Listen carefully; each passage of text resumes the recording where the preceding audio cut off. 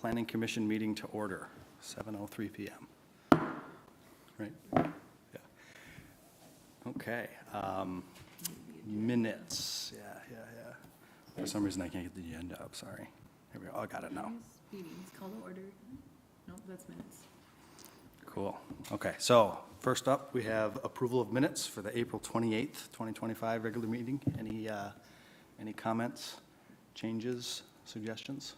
I did peruse them beforehand, and they look good to me, so I make a motion to approve the meeting, or the minutes from the last meeting from April 28th. Commissioner Mose? Yeah, I think seeing no changes Yep. with the motion. I guess we'll take a second with the motion on the table. I'll second. Okay. All those in favor? Aye. Aye. Okay, meeting minutes are approved. Next up, we have public hearings. City of Hastings preliminary final plat and site plan number 2025-12 Central Water Treatment Facility at 1290 North Frontage Road. John? Thank you, Mr. Chair. I'll put up there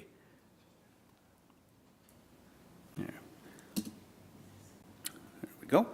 Item we have before us tonight's in two parts. We have a public hearing for the preliminary and final plat of the two properties that are listed on your screen there.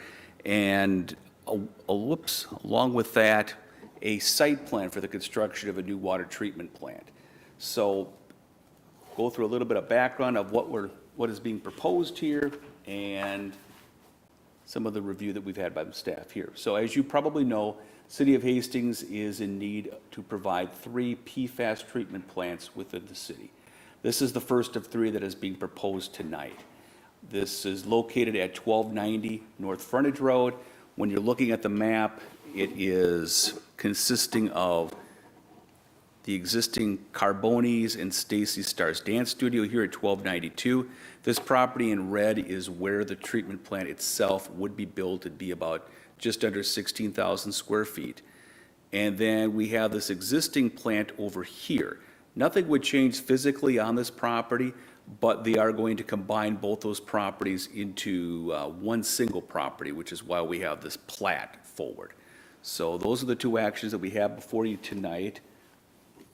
The water treatment plant itself would treat for PFAS as far as people involved with it. There'd be individuals from our public works staff that would visit it once a day or so. They'd have deliveries there periodically, chemicals delivering monthly, and other immediate chains out annually. So not a lot of activity at this site, but a lot of activity going on without people present. So a little bit of what's going on around the property. To the north of it, we do have some residential. That is part of the Hastings family housing development. And then commercial surrounds the property to the east with Fleagle's Lawn. And then to the west, we also have some more residential. South or North Frontage Road, Highway 55, more commercial across the street from that. From a zoning and land use standpoint, the comprehensive plan and the zoning district, the plan complies with both of those for the construction of this facility. So let's take a look at the preliminary plat. This is what the property looks like around. So view from North Frontage Road, looking north towards the property, existing plant, existing Carboni's building, which would be demolished where the new building would stand. And this is a view from the back of it. This is from the road from the townhome, showing some of the existing vegetation that is there presently. This is the project as it would be built. These would all be demolished and reconstructed. The plat itself really is the combination of the 2 properties together itself. There's also some dedication of right-of-way, really nothing more to it than that. There would be some park dedication that would be paid as part of this, and sewer interceptor fee, which is a standard provision we have with any plat. Drainage, erosion control, we would handle with the site plan, and there's no new streets involved. So we are recommending approval of that, subject to the conditions within your staff report.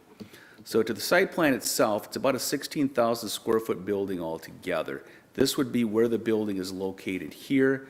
You can see some of the landscaping. This is more coniferous plantings towards the back of it, and other tree plantings and landscaping towards the front of it. From an entrance standpoint, they would be taking the existing entrances of 3 that go between the existing stormwater plant and the existing Carboni's building into 2. This one would remain the same coming in from the west. There would be one that would be removed at this location, and this eastern location would move a little bit further to the west here. When you take a look at the setbacks of this property from the existing versus the existing building that's there presently, it's about 50 feet or 20 feet back from the rear property line. At this location, the existing building is about 50 feet. Building height here is going to be about 33.5 feet high, where the existing building's 13. So this is going to have a much larger presence on the property than the existing building has. With that statement, we did hold a neighborhood meeting early on in the project, invited everyone within 350 feet of the project to attend that. Got limited comments back from there, and we also sent out notification for this meeting as well. It have not received any comments from that as well. Parking on the project's a little bit unusual to figure. We don't really have a parking standard for PFAS facilities or utility facilities. So they are proposing a number of parking spaces on here. The use of this will be pretty limited. So the parking that they propose at 16 is fine. From a landscaping standpoint, there are about 4 additional trees that they will need to add onto the property based upon the amount of impervious surface that they're adding to it. Lighting plan meets our qualifications as well. And then from a architectural standard standpoint, this is what the building would look like. It's a combination between face brick on tip up on the bottom portions, metal towards the top, brick and block towards the bottom. Does meet our requirements for architectural standards for that. So we are recommending approval as well of the site plan. So, Mr. Chair, that's what I have for recommendations for this tonight. The public hearing is specifically for the preliminary plat, but you certainly can take any comments that you may want to take on any portion of this. So I could stand for any questions that the commission may have, or you can open up the public hearing. Thank you. Do you want to start with questions? Do commissioners have questions to start?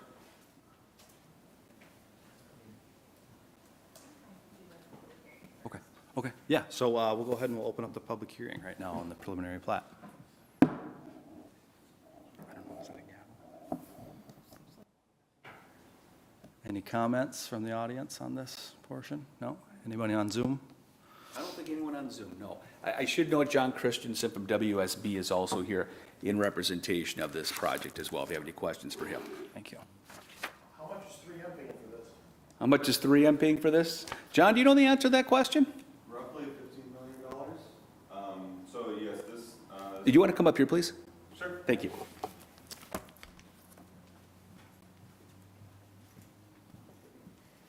So this plant will be treating the water from 3 of your wells. It's the first of the 3 treatment plants.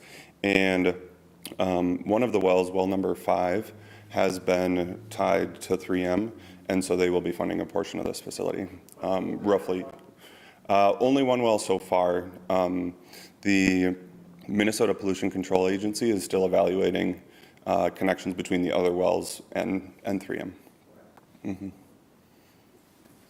Long story short on that one, our public works staff has been working about as many angles as we can to try to get financing for this, with the connection to 3M with this, which a year ago we didn't have at all. So we keep on hopefully getting more money towards this. When we first had these projects come forward with about $70 million worth of infrastructure improvements, we were told we weren't going to have any money for it. So we continue to move forward to find what we can, and we'll still continue to. And is the budget still 70 million? Believe so. Yes. Yeah. Who's the general contractor? The work will be competitively bid. Yeah, opening bids likely mid to late July, and then we'll know the contractor. Mm-hmm. Okay. Any other comments, questions for the public hearing?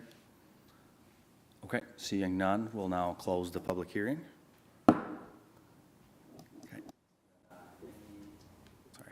Any questions from? Well, commissioners? I just have a couple quick questions. And so timeframe, once, if and or when this is approved, timeframe for construction then?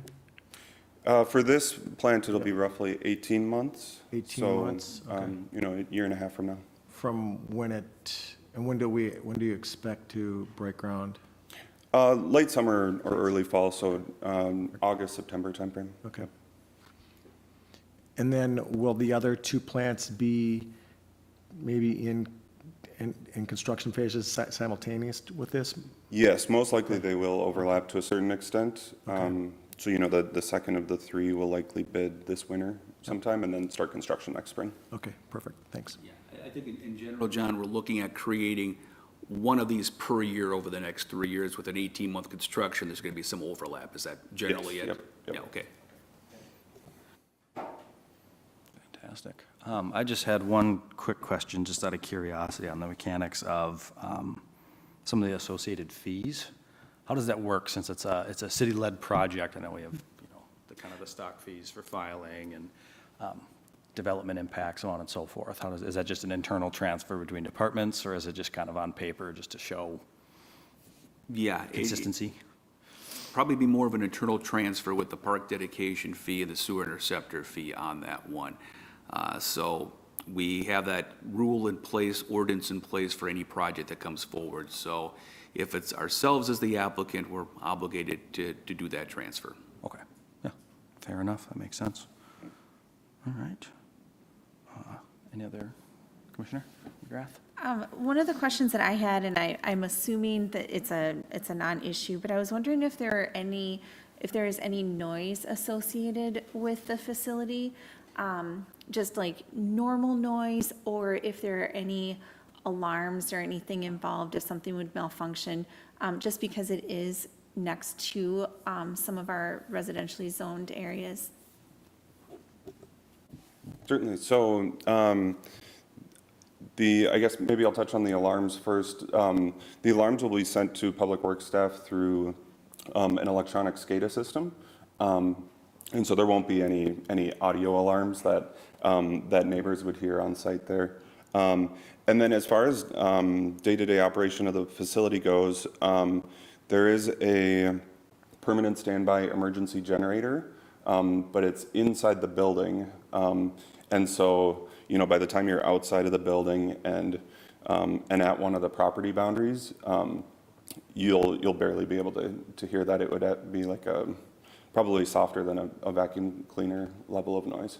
And then maybe the only other item worth mentioning would just be those monthly chemical deliveries, and then up to as often as yearly media change-out activities, which, there would be some light traffic noise from that. Thank you. The two chemicals we'll have at this facility are fluoride to prevent tooth decay, and then chlorine for disinfection. It's a fairly small volume that's stored on site there. I believe the fluoride tank is maybe 200 gallons, and then there will be two 150-pound small gas chlorine cylinders in the chemical feed rooms on the front of the building there. Stored in stainless or an algae material? The gas chlorine, I believe those cylinders are stainless. Yeah. A little bit different response for fire department if something were to happen in this facility as far as reservoir production? Yes, as far as the gas chlorine feed system goes, there's a number of safety features built into that chemical feed system. There will be automatic shutoff valves mounted on the tops of those cylinders, and those are tied into a gas sensor system. So as soon as, if there were to be a chlorine leak that'll be detected by those sensors, it'll automatically shut off the cylinder. Any operators would immediately exit that space. And then, we'd work with the fire department to address the leak. Automatically through the ceiling, through some ventilation system? Yes, the space has certain ventilation requirements, and actually the ventilation requirements are higher when occupied. So if the door is open or the light switch is on and an operator is working in there, then we do have more frequent air changes of that room. In a worst-case scenario of a release, would it impact the neighbors living in the surrounding area? Has that been calculated for any kind of a room or any There's not enough stored on site, yeah, to impact the neighbor. It would, it would dilute out into the atmosphere. Mhm.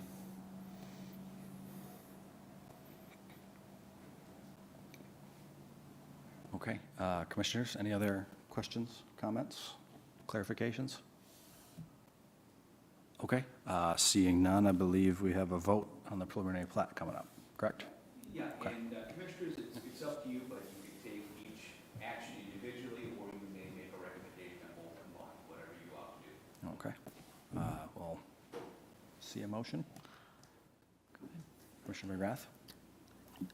I'll make a motion to approve the preliminary and final plat, subject to the recommendations in the staff report, and that's for site plan 2025-12. My apologies, Commissioner Peters. That's okay.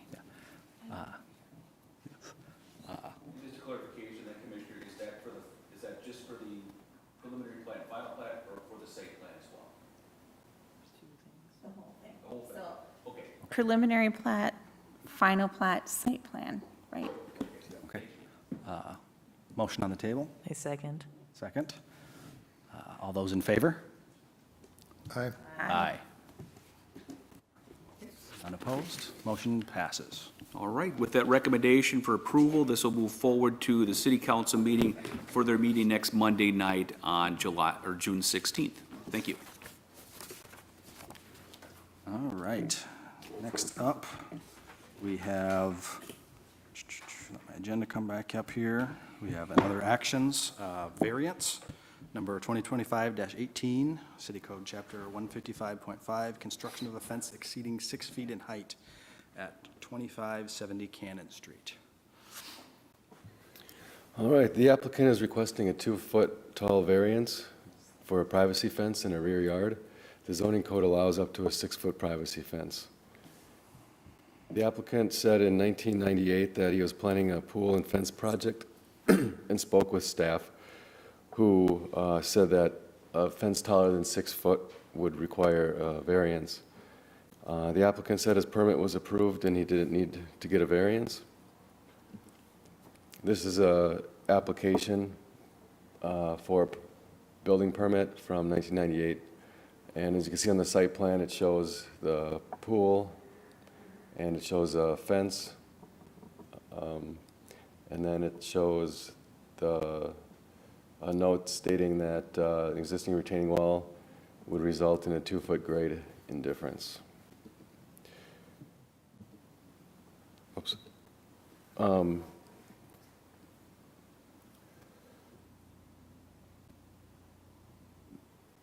There was not a mention on the permit application of what the height of the fence was proposed to be. I'm not aware of any conversation or issue with if there was a inspection on that fence, if they noticed that the fence was taller than the allowable height. Without a variance, the fence is just out of compliance with the current code. The applicant is proposing to rebuild the fence as is. And currently, the fence is about 6 feet tall on the sides, and the back, it starts at around 6 feet, or I believe it's just a little bit above 6 feet on the left side, and then as it goes to the right, especially after it extends past that retaining wall of the applicant's, that's when it starts to get towards 8 feet in height.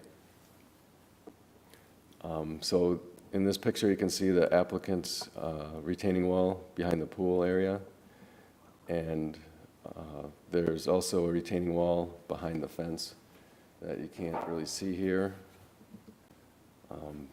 Behind all that vegetation, there's a retaining wall. There's a close-up picture here of a split-faced landscape retaining wall on the right side of the property, and then on the left side, there's a stone retaining wall.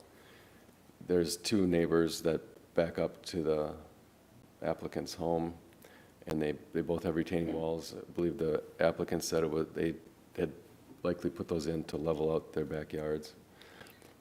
You can see to the left of that wood pile that probably pointed out here, this stone wall extends much further out, but here's a inset picture of that stone retaining wall back in that area.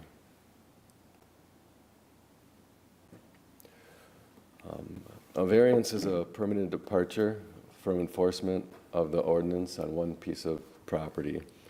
In order to issue a variance, findings of fact supporting the variance must be determined as outlined in the city ordinance and state statutes. And I went through those in the staff report. The neighbors within 350 feet were notified as required by our ordinance.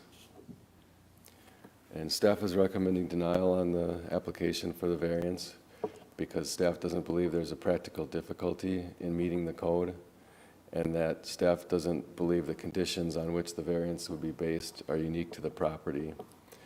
The conditions of grade differential between two properties does occur regularly in residential areas.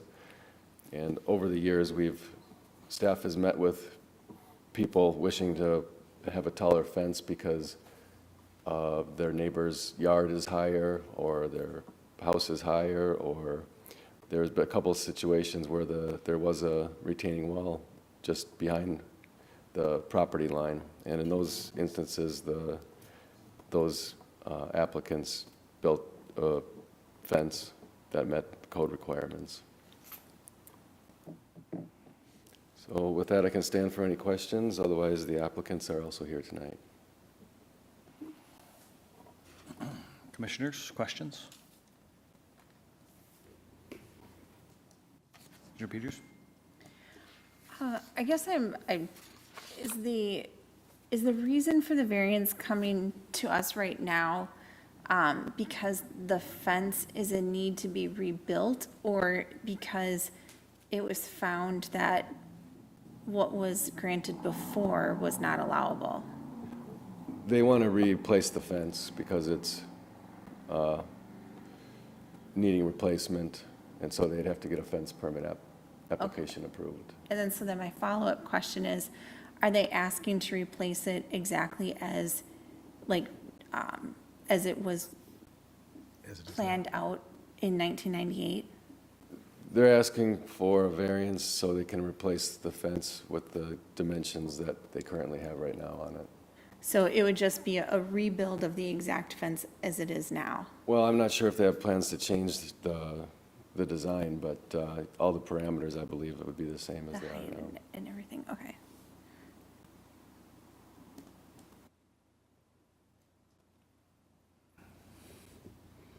And one quick question. So in 1998, we're not sure why or how an 8-foot fence was built. Is that what you're saying?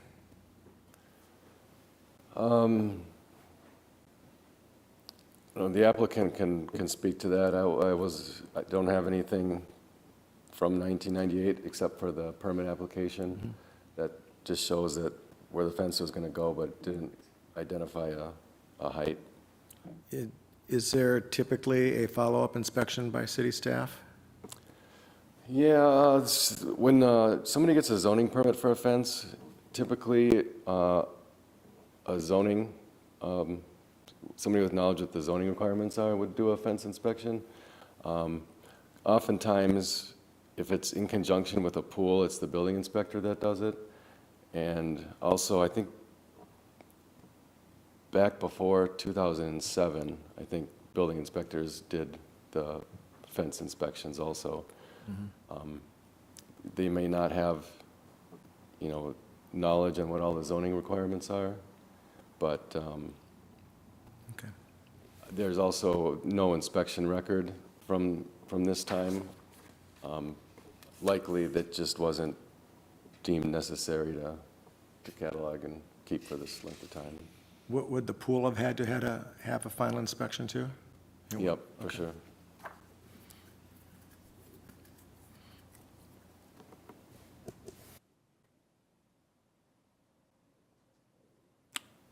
Okay.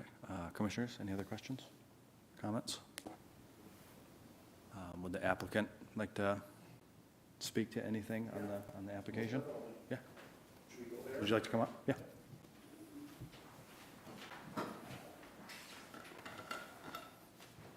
Yeah, just introduce yourself. We have your general information, but. Thank you. just I'm for the Mike, I'm audience. Michael Fuchs. This is my wife Barb, co-owner of the property. So when we originally were putting in the pool and the fence, the reason for wanting to go with a taller fence in the back was safety.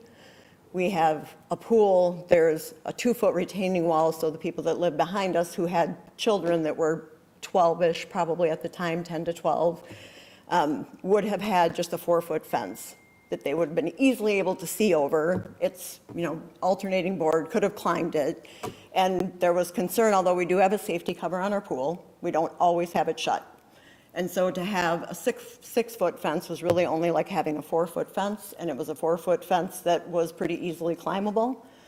To make it a taller fence would have, we felt, provide additional safety in the neighborhood. The other point I would just raise with the current fence, when you are outside of our property, you don't see an 8-foot fence. And I assume that this ordinance is because we don't want fences that are ridiculously tall, breaking up neighborhoods. But when you are outside of our property, this fence looks like it, from the backside, is 5 foot up to 6-foot height because of that retaining wall. We're built literally right next to the retaining wall, but 2 feet lower or 1.5 feet, depending on which side of the yard you're in. And those retaining walls were there when we built the property.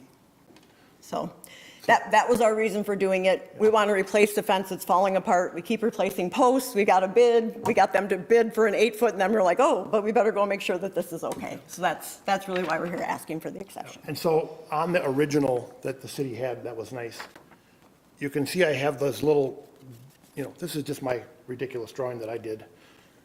I have these little lines here. The reason, so you're correct, Justin, that it doesn't say we want to build an 8-foot fence there. But that's why we did this, and that's why one of the building department people came to my property, and they looked at it. And that's why we have this part highlighted and no other part of the fence highlighted, because we wanted to get it higher back there. And as Barb said, we feel like the purpose of the law is to have 6 foot of privacy. From the other side of the fence, that's what we have.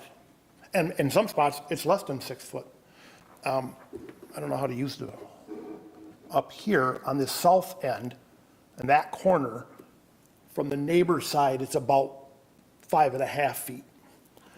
As you come across, going to the north, in this other far corner, those boards are almost 8 feet. But from the neighbor's side, it's 6 feet, because they have that 2-foot retaining wall. And that is a different neighbor than the other one. So that's kind of our thought process, was that the city approved it at the time. Frankly, the neighbors don't care. I've talked to the neighbors. But yeah, that's our thoughts. Questions for us? Commissioners, anyone? I have a follow-up question, not necessarily for you, but for the city staff.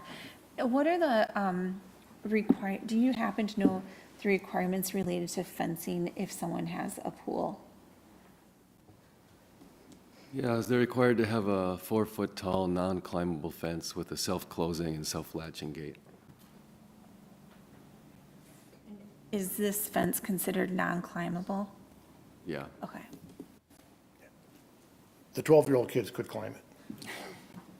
And they can climb any fence, right? Even an 8-foot fence, they can climb. That's true. The harder it is for them, the safer it is for them.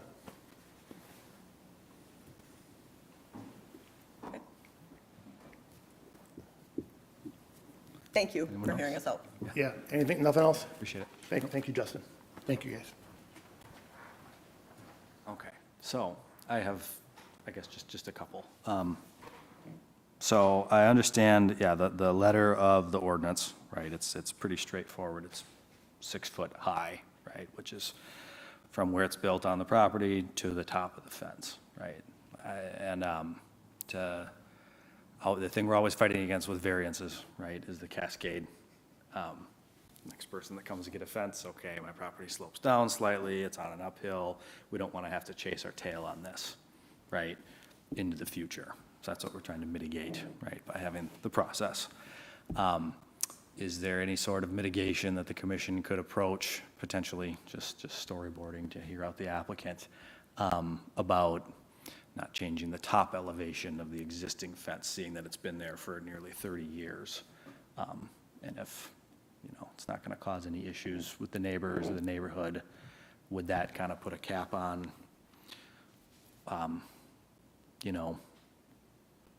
any sort of future issue, opening us up to seeing more of these? Does that make sense potentially to staff? Commissioners, I look at this a couple of different ways. One, for the granting of a variance from the strict interpretation of the rules we have. That's what we looked at when we considered the variance and with the recommendation. Along with that, there's also the practicality of any action that's taken and what effect that may have on future variances that come up in the future. You always want to be in a position that if a variance is granted, there's reason to grant it per the code, but also that the limitations of that, the effect of that are limited. So coming up with differentiating circumstances here, I think is helpful. All right, anyone else? Commissioner Peters? I guess I just, when looking at this, they're not asking for a change to what already exists. I think if we were having a fence, a resident come forward and asking to increase the height of their fence to 8 feet, going beyond what the ordinance allows for at 6 feet, I would have to me, that would be very clear cut, no, a variance could not be granted. But I think in this circumstance, when they are asking to keep it exactly the same, and that the reasoning from before was, it allows for that 6 feet, and the initial, with that retaining wall, having it at 4 feet, which does meet the city requirement, but, extending that height to 6 feet, I think is reasonable for a homeowner to ask for their own, sense of safety around that area. So I guess for me, in summary, the differentiating piece of this is that they're not asking to make a change to what the current fence is. If they're not asking, they're asking to keep it the same, which I think is a differentiating factor if we would see other requests coming in. If another resident came in and they had an existing fence that they want to rebuild exactly the same because it was allowed before, I think I would be willing to allow that. If someone came in and asked for a new fence to exceed, then they should be designing within the code. So, yeah, so I think we have the differentiating factor there.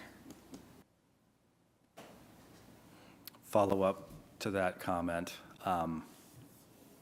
Is that something that staff would be comfortable being able to enforce if we were to grant based on the previous condition, the current condition? Sure. Certainly, the planning commission can make a recommendation it so chooses to make on this one here. I'd ask that any recommendation come with some differentiating circumstances like what was mentioned earlier on that helps to limit effects of this variance if the council does grant it on other issues that may come up in the future. Can I say something, or are we not a part of this? I guess it's up to you, Mr. Chair. It's not technically a public hearing, but if you wanted to invite someone to the podium, it's up to you. I think if it's focused to the point, just quickly, yeah. Be careful when you say. And I come up to the podium, please.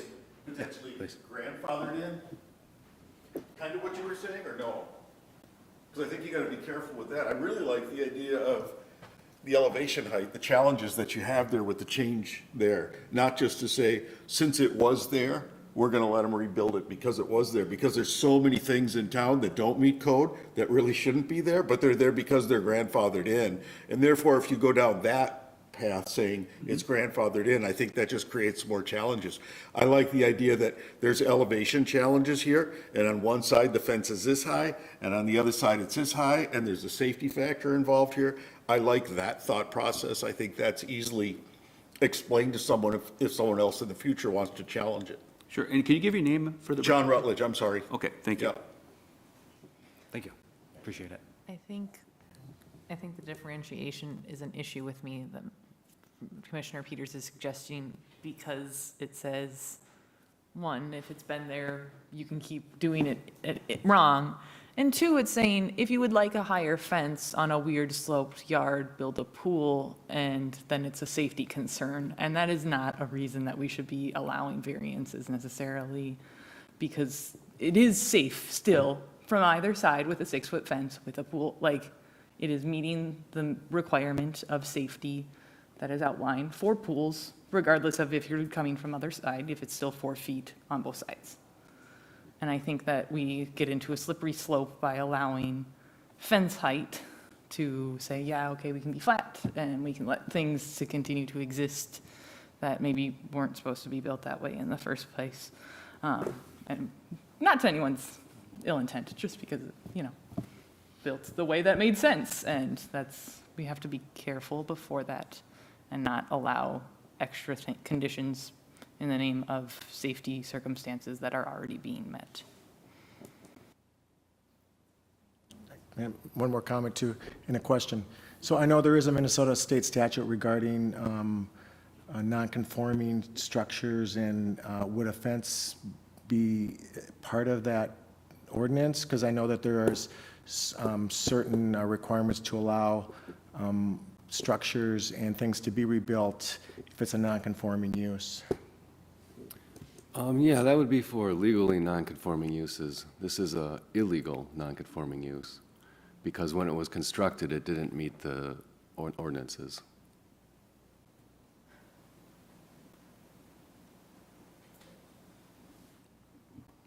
We were approved by the city when we built it. They stamped it approved.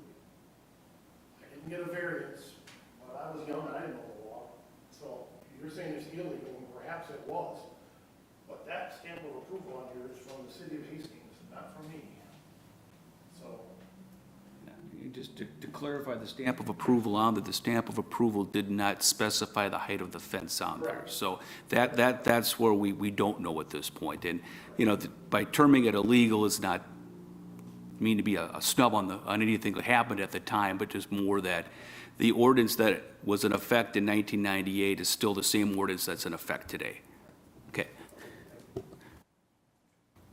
But can I, so if a staff goes out and approves a non-conforming or illegal structure, then is that considered conforming then? Or a non-conforming, illegal non-conforming use? If our staff makes a mistake or overlooks something like that, and it's been allowed to be in effect for almost 30 years, is that now considered a legal non-conforming use? No, unfortunately not. It's just a staff error.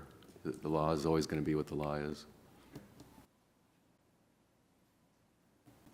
Okay, commissioners, any other questions, comments?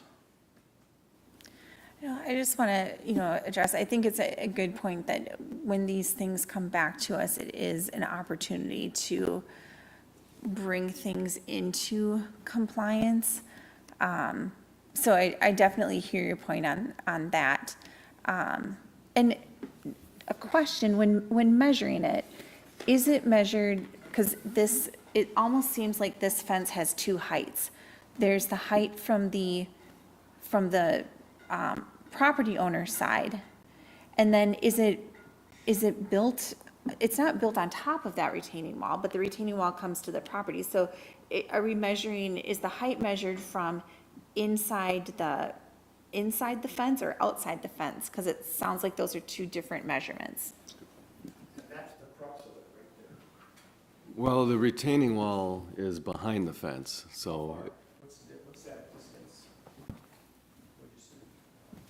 I'm not sure if you can tell from this picture. So if you look at this bottom inset picture, it looks like it's maybe 4 inches, maybe 4.5. It's probably a 4-inch post.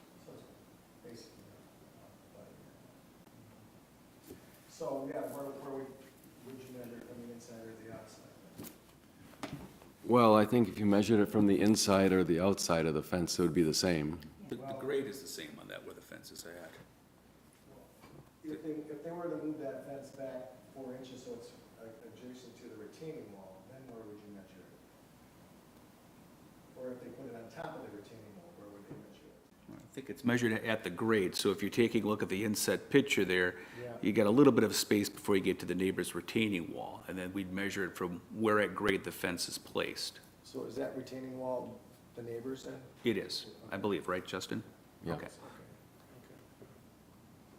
Yeah, so So you've it's, kind of got a tier, you kind of got this tiered system here, from what I could see. You've got what you saw from the retaining wall on the property owner's property, and then the fence on top of that, and then going back another 4 inches, then you got another retaining wall the neighbor has.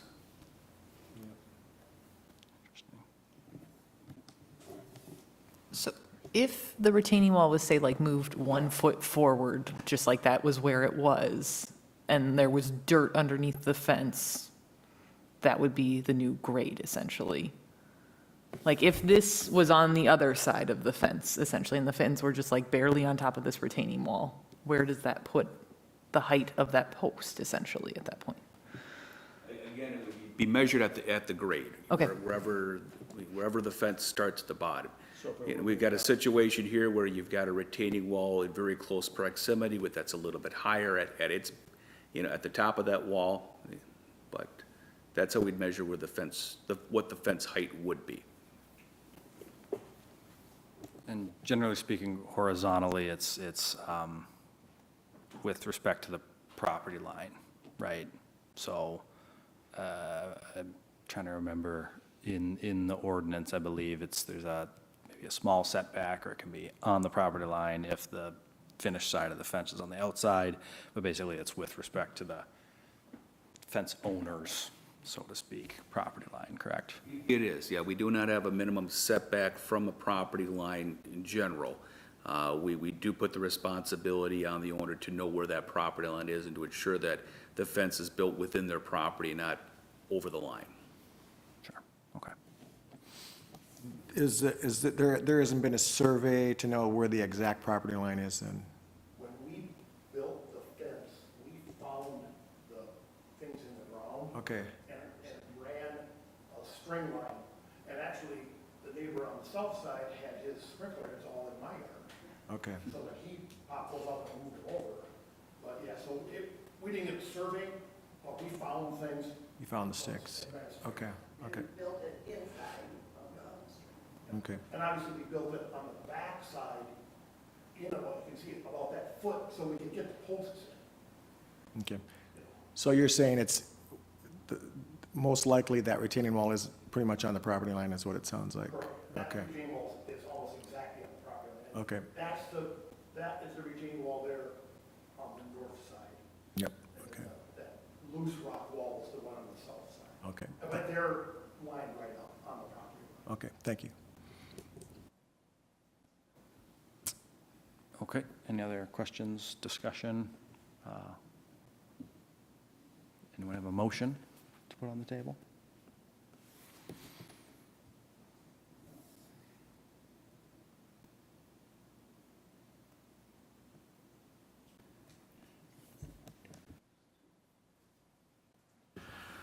Well, I think I would like to make a motion to move forward to approve a variance based on the couple extenuating circumstances that we've talked about. The fact that of the grade on the backside, the fact that the fence was approved by city staff at another time, even though that is, and it has been in existence for almost 30 years. And if there's any other additions to that, I would definitely be willing to add those. Okay, so we have a motion on the table to approve based on prior condition with the extenuating circumstances of the close proximity of the retaining walls to the property line. Again, existing condition, previous staff approval from years and years back. Anyone else have anything to add? Do I have to make a motion to amend at this point? Need a second for the motion on the floor, Oh, please, and then sorry, we can okay. offer any amendments at that point. Okay, yep. So, do we have a second for that motion?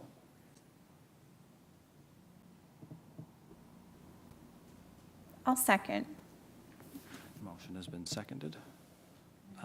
Discussion now, yes. A motion to amend the motion to have the condition, the fence cannot exceed 6 feet from any like retaining wall on the other side. Like it is not to exceed 6 feet from the neighbor's perspective as well. Yeah, I'll take that, absolutely. Okay, and then, Mr. Chair, if you want to have a vote on that amendment by the group, with that, the motion as amended. Okay, so, all those in favor of the motion as amended? Aye. Aye. Okay, Okay, so motion passes? Yep. And then we have that amended motion, if there's any discussion on that or vote. Okay, further discussion? Did that pass 3-1? Perfect, okay.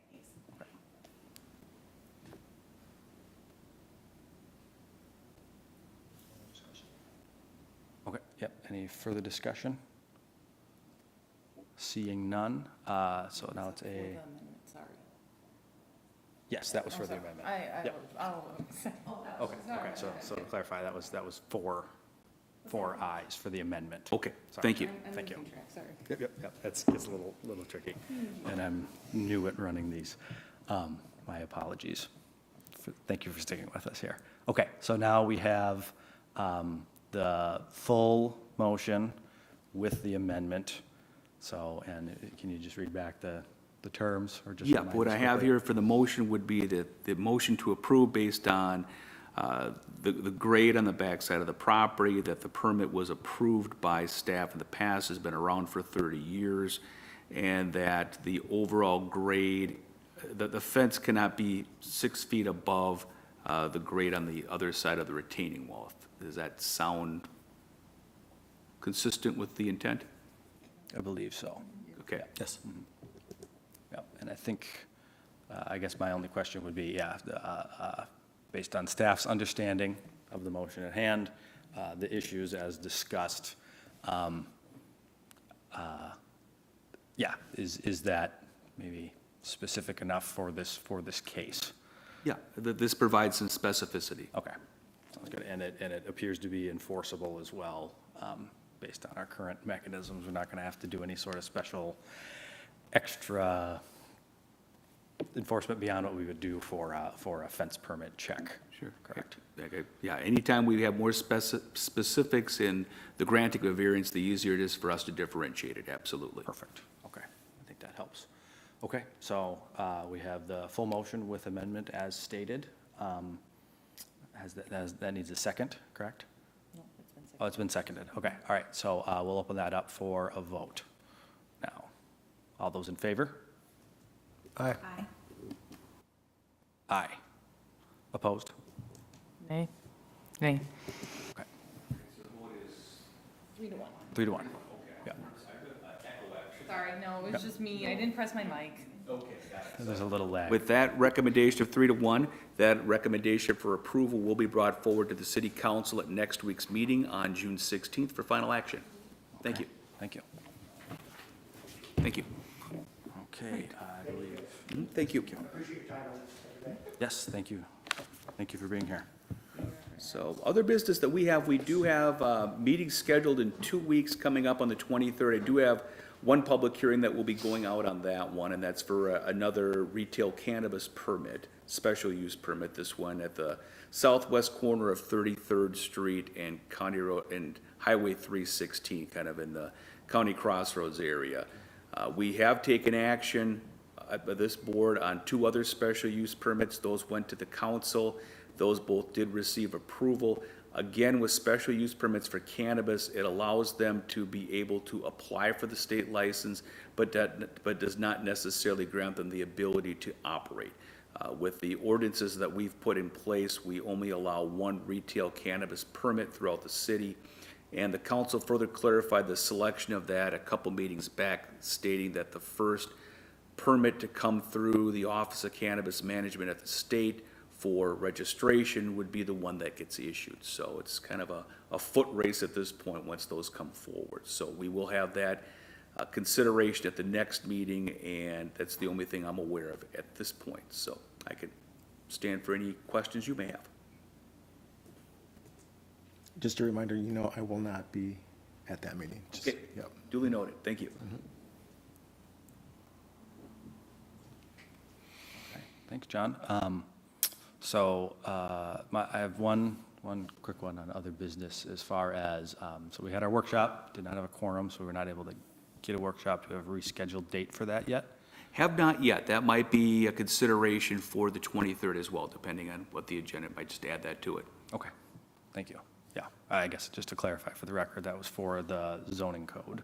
Yeah, discussion specifically to accessory dwelling units, a portion of the zoning code that we were considering changes on, so, Okay.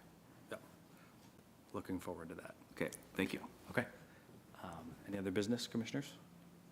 Okay, seeing none, would entertain a motion to adjourn. Motion. Where was the Greenway discussion? They said that, the Dakota County people said it was gonna happen tonight, right here. I actually emailed the gentleman today, I said I'd like to know when the Greenway discussion is happening. He said tonight, 7 PM at Hastings City Hall. Last week, we pulled that away from the agenda in order to make changes to the lease agreement that we have with the Corps. We did make a It might have come to my address, but that's why I'd asked for clarification, because I couldn't find the letter. So when is the next meeting on the Greenway? You'll be notified by letter again. Did you receive a letter? Is that how? Okay, yeah. We didn't have time to mail out a new letter, and we don't have a date yet. At the beginning of the meeting, we did make an announcement, but I think you had walked in right after. Sorry about that. Thank Okay, you. thank you. Yeah, it's a great comment. Sorry, it was interesting. Okay, yeah, no problem, thank you. Motion to adjourn. Yep, motion to adjourn. I'll second. Second, okay. All those in favor? Aye. Okay, thank you, everyone. Meeting is adjourned. Now I gavel, right? Gavel.